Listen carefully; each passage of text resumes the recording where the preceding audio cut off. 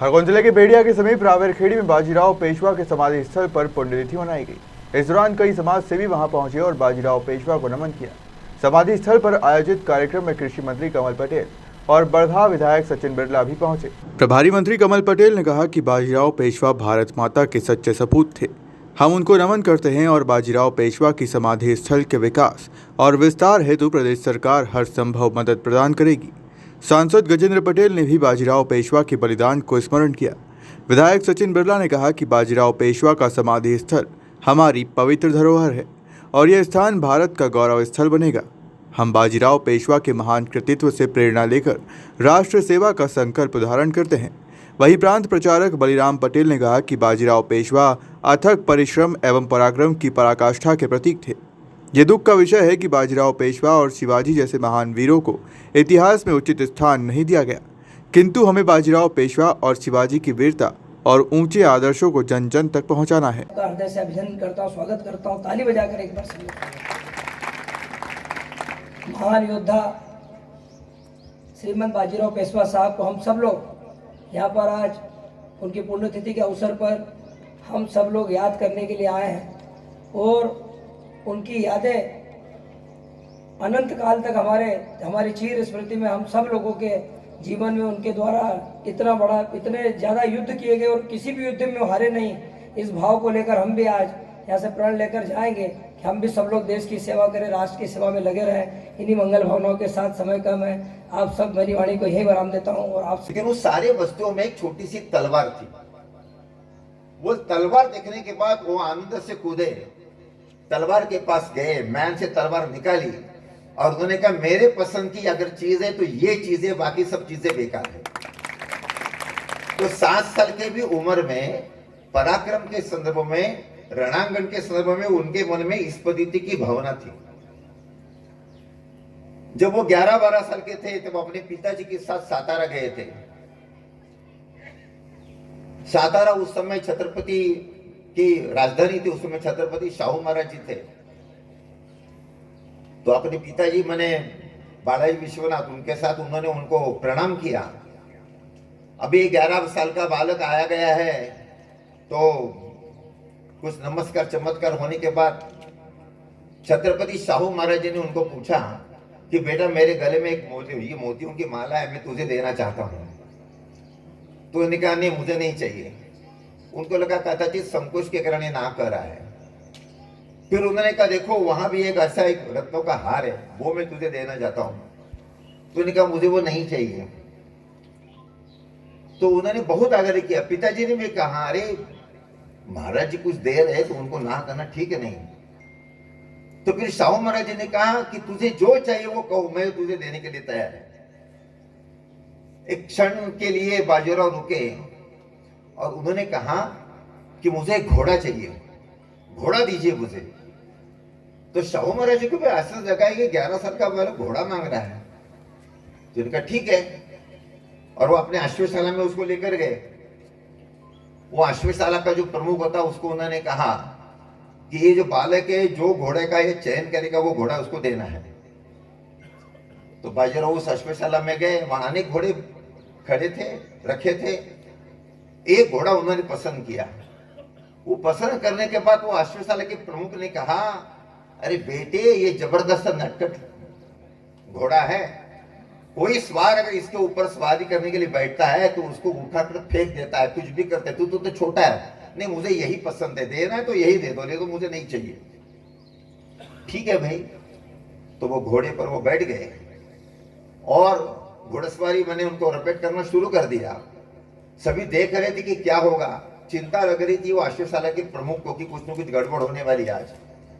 लेकिन जो 10-15 मिनट उन्होंने उसके साथ वो घोड़सवारी की, वो नटखट घोड़े ने उनको गिराने का बहुत कुछ प्रयत्न किया, लेकिन घोड़सवार इतना जबरदस्त था कि घोड़ा शरण में आ गया और फिर नीचे दिशा देने वाला वो छोटा सा जीवन था जिसने कई शब्दों के अर्थ बदल दिए, कई नई परिभाषाएं गढ़ दी। ऐसा बाजीराव जी का जीवन है।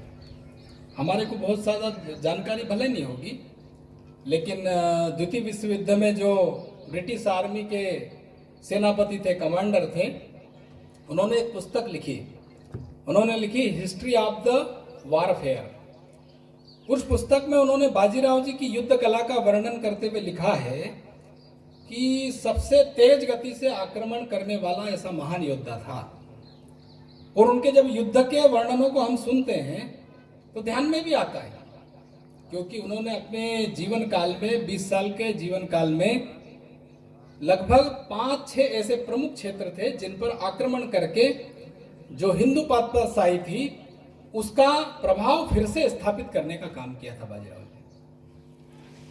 दिल्ली पर जब उन्होंने आक्रमण किया तो हम कल्पना कर सकते हैं मात्र 500 घुड़सवार थे, और वहां का जो सुल्तान था, वहां का जो बादशाह था, उस समय 12वां जो मुगल बादशाह था,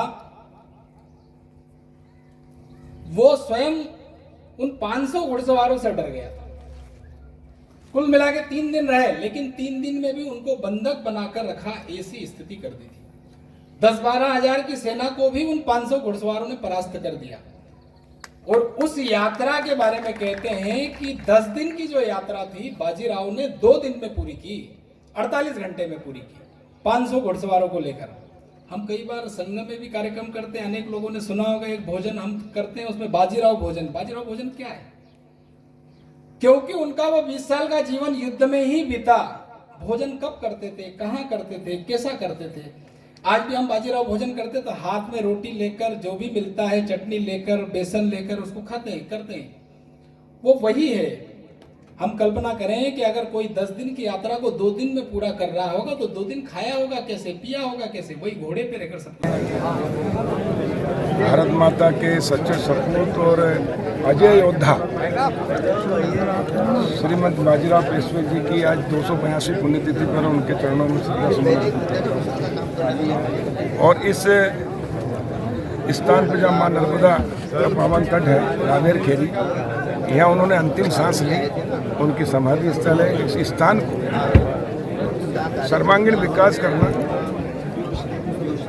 उनके एक म्यूजियम बनाना, ताकि हमारे देश की युवा पीढ़ी उनसे प्रेरणा ले, उनके बारे में, उनके जीवन के बारे में सीखे और अपने जीवन में उतारे, ताकि वो अपने और अपने परिवार के साथ समाज और राष्ट्र की उन्नति में अपना योगदान दे सके। देश के लिए जीने की, संस्कृति के लिए जीने की, धर्म के लिए जीने की।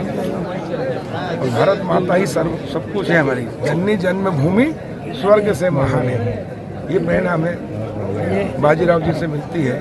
उसके विकास के लिए पिछले 18 अगस्त को जब यहाँ मुख्यमंत्री जी आए, हम लोग आए थे, उन्होंने जो भी बाजीराव पेशवा स्मृति न्यास ने समिति ने जो प्रस्ताव दिया था वो उन्होंने घोषणा की थी। और उस समय केंद्रीय मंत्री हमारे ज्योतिर्मय सिंधिया जी भी आए थे, और उस घोषणा के अनुसार पूरी बजट में प्रावधान करके टेंडर हो गए हैं। और यहाँ चहुमुखी विकास होगा। बाजीराव पेशवा जी की घोड़े के ऊपर सवार होते हुए जिससे लड़ते थे युद्ध, 41 युद्ध लड़े, एक भी नहीं हारे। भारत के ऐसे महान योद्धा थे वो, जो कभी कोई भी युद्ध नहीं हारे, सब जीते, मुगलों के छक्के छुड़ाए। और इसलिए उनकी एक मूर्ति भी होगी। उसके अलावा उनका युद्ध कौशलता, उसकी इतिहास के जो युद्ध लड़े उसके बारे में जानकारी होगी। और यहाँ पर नर्मदा परिक्रमा पे आने वाले लोगों के लिए ठहरने के लिए वो आश्रय, नर्मदा सेवा आश्रय होगा। और पर्यटन की दृष्टि से भी यहाँ सभी प्रकार की सुविधाएं होंगी, ताकि इस क्षेत्र का सर्वांगीण विकास हो। और जैसा कि बताया, नई राष्ट्रीय शिक्षा नीति आई है, तो बाजीराव पेशवा जी के बारे में भी, इतिहास में उनके बारे में जो है वो बताया जाए। दुर्भाग्य रहा कि जिनके हाथ में पहले सत्ताएं थी, उन्होंने भारत का गौरव, भारत के महापुरुष, भारत के सेनानियों का उतना स्थान नहीं मिला जितना कि अकबर महान थे। और जिन्होंने हमको गुलाम किया, जिन्होंने हमारी संस्कृति पर, हमारे धर्म पर, हमारे लोगों पर, हमारे पुरखों पर अत्याचार किए, हमारी संस्कृति को नष्ट भ्रष्ट किया। बड़वाह से वाजिद खान की रिपोर्ट।